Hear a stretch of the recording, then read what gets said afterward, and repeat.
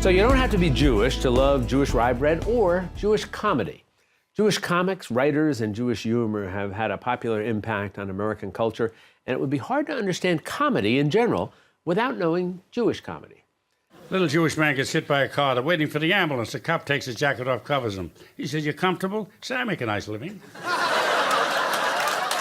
Now a pretty good, Larry David fans, analysis of Jewish humor, its nature, its development, and its vital role throughout Jewish history is explored in a new book titled Jewish Comedy, A Serious History. Serious? Well, don't worry. There are plenty of jokes in the book to illustrate the rich tradition of Jewish humor that has become a laugh track through the ages and across America. Joining us now to help us understand how humor has sustained a people even through the harshest of times is Jeremy Dauber, the Atran Professor of Yiddish Language, Literature, and Culture at Columbia University. Jeremy, nice to have you here with us. It's a real pleasure. Thank you so much for having me. So let's start off so that folks understand. We say Jewish comedy, a serious history. Explain serious because it's also very funny. Well, thanks for saying that, first of all. I mean, that's really nice to hear. I mean, I tried to take this very long history of Jewish comedy, which I thought said something about the history of the Jews. It was really a way in thinking about how Jewish culture and literature flourished through the ages and affected people all over America, but to tell it in a kind of entertaining way as well. And that was my goal in sort of writing the book, is to take all of these wonderful comics and creators that people have loved and to put them into a longer tradition and an entertaining narrative. And I'm glad to hear you felt like it worked. And it really is, it's a work of history. So you start literally in the earliest days and describe how humor was woven throughout the Jewish people and the Jewish culture and the Jewish history. Start from some of the beginnings for us. Sure. I mean, one of the things that I think was the most surprising for people to hear about is that Jewish comedy goes all the way back. It's not just an American phenomenon. Right? It goes all the way back even to the Bible. And that is a particular surprise to people because they say, well, the Bible's not funny. This is not something we think of as a funny thing. And I think that the Bible is one of the greatest books ever, and it has all of humanity and all of the human condition, including comedy, but in a lot of surprising ways. Some of them are about saying, we know that human beings are comic. We know that they think they know how the world works and they laugh about it, but the truth is that they don't because God knows better, right? That's one thing, right? But other things are also sort of saying, well, there's a kind of nervous and anxious comedy about Jewish people have been told by God they're the chosen people, but history doesn't always seem to prove it that way, or it doesn't seem to indicate the evidence of that. And that tension is also present as early back as the Bible itself. When you talk about defining this, and you know, we all know generally about comedy, but how do you define Jewish comedy? It's a great question, and it was one of the things that was the most important thing to figure out as I started writing the book, because I said, you know, if Mr. Schwartz or Mr. Goldstein writes a knock-knock joke, you know, is that Jewish comedy? And I said, you know, that would be much too broad for me. So let's try and focus first on stuff that has something significant to say about Jewish history or the Jewish condition or Jewish life or Jewish theology, and that it had to be produced by someone who identified themselves as Jewish. So even though, for example, Charlie Chaplin was someone who many people thought was Jewish, his comedy, as magnificent as it is, wouldn't have made it into the book. Okay.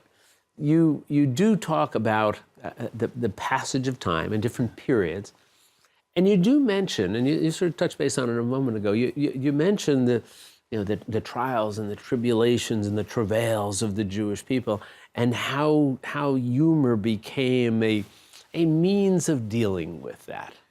I think that's right. You know, one of the most important strands of Jewish comedy, and one of the things I do in the book is talk about a number of different kinds of Jewish comedy, strands of them, is the fact that some parts of Jewish comedy, some significant parts, are a result and a response to persecution and a history of anti-Semitism. And a lot of that kind of Jewish comedy develops and says, in the words of that noted scholar Mel Brooks, you know, if they're laughing, how can they bludgeon you to death? And that's a way of sort of dealing with some of this, sort of dealing with accommodating to the situation. Right. There are other kinds of comedy in that vein that are aggressive, and they say sometimes they're written in languages that the hostile people won't understand, but saying we're trying to get back through our comedy because we can't get back in any other way. And then there are other concerns as the history goes that maybe this kind of accommodation or this kind of aggression without meaning, might not be the best way of solving the Jewish condition, right? If there is a way of solving that with response to anti-Semitism, and so that becomes part of the story as well. Yeah. And you talk about the various personalities, the various characters. Yeah. And certainly, in our era, you mentioned, Mel Brooks. Yeah. One of my favorite things, Mel Brooks, Carl Reiner, Amazing talents. Just wonderful stuff. Yeah. And you sort of trace it, and you get us to Jerry Seinfeld. Talk about the differences, if you will, or the evolution. Maybe that's a better word. Yeah. Well, I think one of the interesting and most interesting aspects about the evolution of American Jewish comedy is the way that many of its protagonists start out in communities and in settings that are entirely Jewish. Our first comedians in the great wave of Eastern European Jewish immigration to the United States at the beginning of the 20th century, they're operating in Yiddish. They're writing in the Yiddish language. They're writing obviously for only a Jewish audience that can understand Yiddish. And they can rely on certain kinds of assumptions and commonalities about their way of life. And that's what the funniness comes from, a kind of proximity. And then, as the story develops, you have people like Sid Caesar and Carl Reiner and Mel Brooks, and they're working in these new media that are mass media. And maybe they've cut their teeth in a place like the Borscht Belt, which is primarily a Jewish audience, but they're working in English now for a much more general audience. And they're trying to maintain a kind of sensibility that they have that keeps them different, but for a world that they love that is just much broader. And then ultimately we get to people like perhaps Jerry Seinfeld and even sort of Judd Apatow or his successors that are in a world where they say, look, we have been welcomed into the American community. We feel very comfortable here. We are not necessarily that different from any other people. And yet somehow we still feel that our Jewishness matters to ourselves in our comedy. Yeah. And how do we tell that story in our comedy? And I think it's fascinating that they have held on to that. Yeah.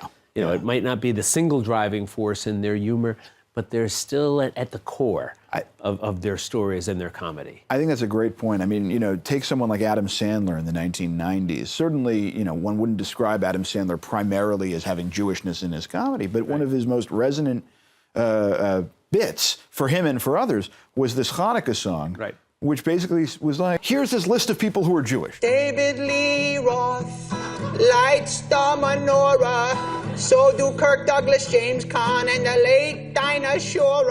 And basically that's all we need to know about them for our song, is that they're Jewish. And it fits in our song. And it makes it funny. And it makes it funny. Yep. And, thinking about why that touched a chord with so many people, including Sandler himself, I think is a really interesting question for where this Jewish comedy is evolving to, like you're talking about. Well, it's a marvelous book. Jewish Comedy, A Serious History. It's a great combination of being informative and entertaining at the same time. So it's a lovely read for anybody.